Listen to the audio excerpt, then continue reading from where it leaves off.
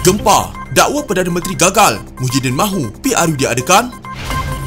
KJ keluar UMNO, akhirnya beliau bersuara. Didakwa Perdana Menteri gagal oleh Muhyiddin, ini jawapan pedas Ismail. Sanggup redah banjir demi PRU, Anwar tampil pertahankan Zahid.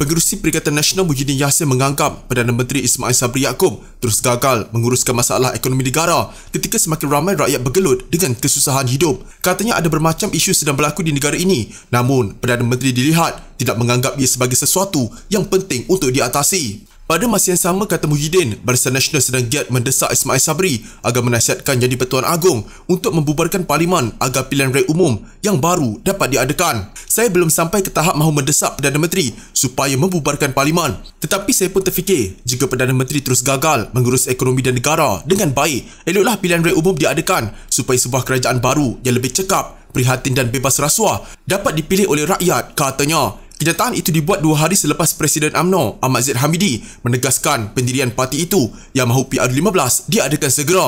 Pada majlis sama, Ismail Sabri kemudian menyatakan Parlimen akan dibubarkan tidak lama lagi, namun dia tidak menyatakan secara khusus tarikh yang difikirkannya sesuai untuk berbuat demikian. Bila tarikhnya, saya dengan Presiden UMNO akan menentukan, tetapi percayalah, sikit lagi, tak lama lagi. Tidak seperti kerajaan sebelum ini, Kabinet Malaysia sedang diketuai oleh seorang naib presiden dan Ismail Sabri berada pada kedudukan ketiga di bawah Ahmad Zahid. Untuk membolehkan Parlimen dibubarkan, seorang Perdana Menteri perlu mendapat persetujuan Kabinet terlebih dulu sebelum cadangan tersebut dipersembahkan kepada Agong. Agong pula berhak untuk bersetuju atau menolak cadangan berkenaan.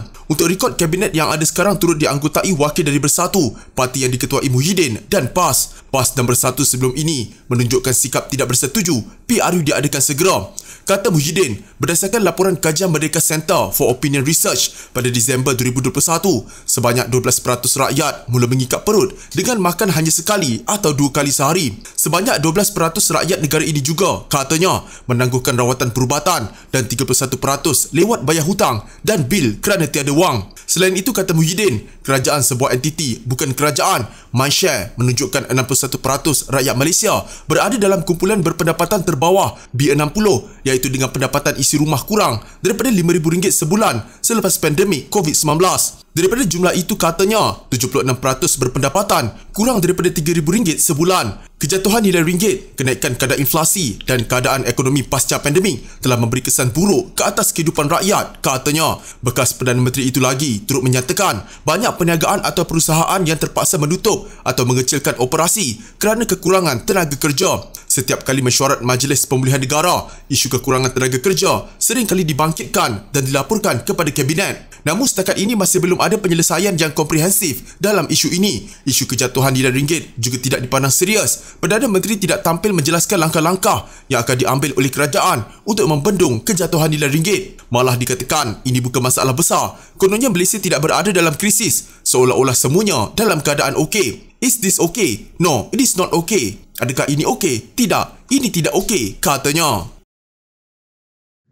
Menteri Kesihatan Khairy Jamaluddin mengakui dia pernah dipulau dalam UMNO dan mendapat pandangan negatif dalam kalangan parti. Sebagai membalas kepada laporan berita yang mendakwa dirinya keluar UMNO, ahli Parlimen Rembau itu menafikan dakwaan tersebut di media sosialnya. Saya tak suka layan berita macam ini, tapi ramai mesej dan tanya, saya tetap UMNO. Saya menang KP iaitu Ketua Pemuda, tapi tak dilantik Kabinet dan dipulau, tetap UMNO. Waktu kalah PRU14 dan macam-macam pendakwaan politik, tetap UMNO. Saya kalah Presiden dan dipandang semacam, tetap UMNO. Kena cari kawasan baru pun, tetap UMNO. Jangan risau, dulu kini selamanya, katanya. Laporan berhubung dakwaan tersebut dimuat naik di satu laman YouTube yang bertajuk KJ keluar UMNO, sah. Keputusan muktamad mengejutkan UMNO. Laporan itu hadir ketika bekas Ketua Pemuda UMNO itu sedang meminta mencari kerusi lain untuk bertanding pada pilihan raya umum ke-15 tanpa menceroboh kawasan calon lain. Yang berikutan pendedahannya, dia akan memberi laluan kepada Timbalan Presiden UMNO Muhammad Hassan yang juga Ketua Bahagian Rembau untuk bertanding di Rembau dan tiada kerusi pengganti untuknya setakat ini. Khairy yang menyandang kerusi Rembau sejak 2008 berkata,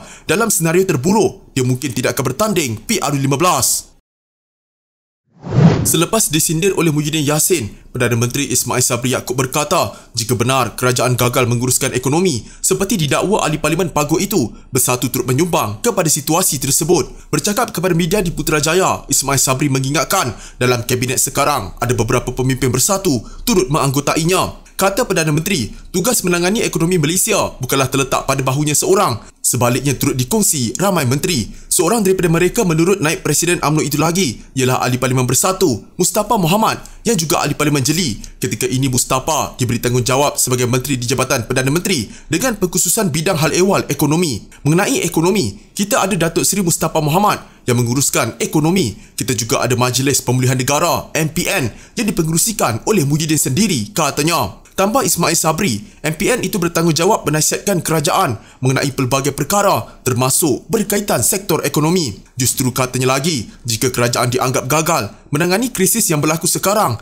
MPN turut bertanggungjawab ke atas isu berkenaan. Kalau saya gagal, maksudnya kita semua gagallah, termasuk MPN juga, katanya. Ahli Parlimen Bera itu juga memberitahu media dia tidak tahu motif di sebalik kenyataan dibuat Muhyiddin mengenai dirinya pagi tadi dan setakat ini tidak memiliki maklumat lanjut mengenainya. Pagi tadi Muhyiddin berkata Ismail Sabri terus gagal menguruskan masalah ekonomi negara ketika semakin ramai rakyat bergelut dengan kesusahan hidup. Muhyiddin yang juga Presiden Bersatu dan Pengerusi Perikatan Nasional mendakwa ada bermacam isu sedang dihadapi rakyat di negara ini, namun Perdana Menteri dilihat tidak menganggap ia sebagai sesuatu yang penting untuk diatasi. Pada masa yang sama, kata Muhyiddin, Barisan Nasional giat mendesak Ismail Sabri agar menasihatkan jadi Pertuan Agong untuk membubarkan Parlimen. Saya belum sampai ke tahap mahu mendesak Perdana Menteri supaya membubarkan Parlimen. Tetapi saya pun terfikir, jika Perdana Menteri terus gagal menguruskan ekonomi dan negara dengan baik, eloklah pilihan raya umum diadakan supaya sebuah kerajaan baru yang lebih cekap, prihatin dan bebas rasuah dapat dipilih oleh rakyat, katanya. Pelantikan Muhyiddin sebagai pengerusi MPN itu